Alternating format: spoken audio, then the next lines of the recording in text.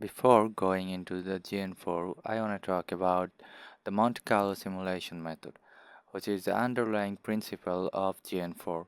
So let's get right into it. Now, what is this method? Well, it's just a guessing game. You basically have a boundary condition.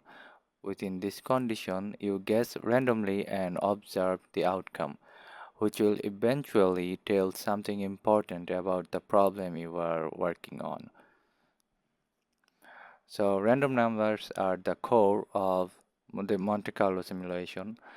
These random numbers are used to statistically sample physical quantities from appropriate distributions. For large enough sample size, we get reliable results. So there is another term called the central limit theorem. So our data from the problem may appear as different kinds of distribution that we might not know initially. But the sample means will almost always be normally distributed, which you also know as the Gaussian distribution.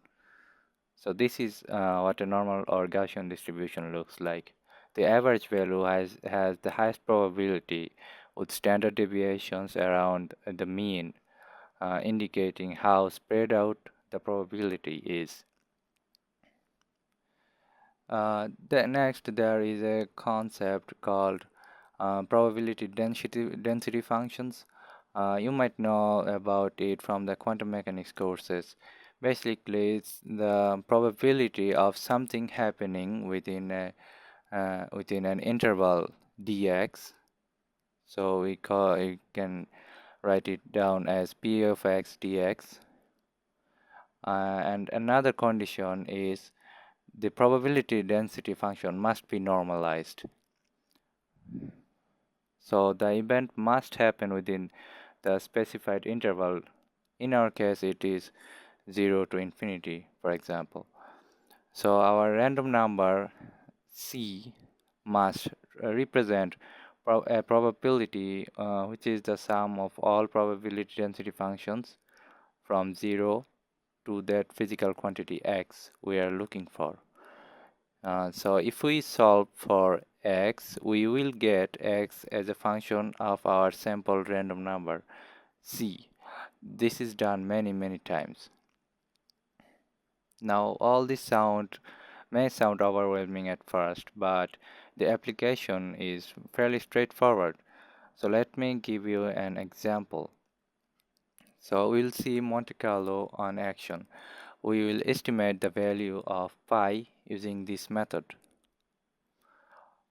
Imagine a circle is perfectly squeezed into a square like this, just touching the radius.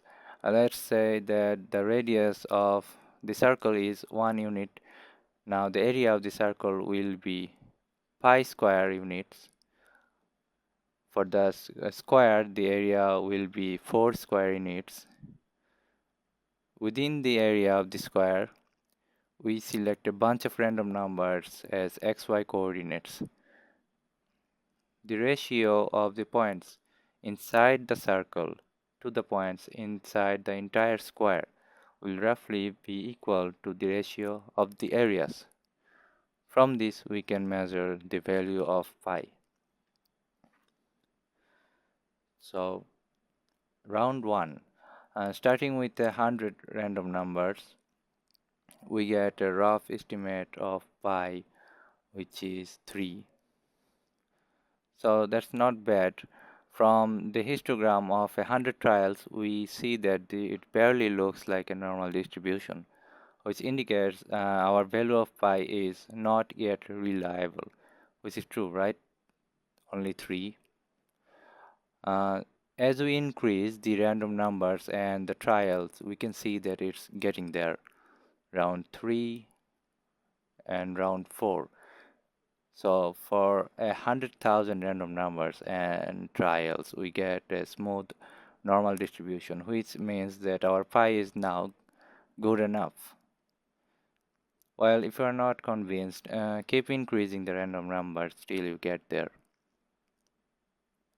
Check out the description for some cool resources on Monte Carlo simulation. Thank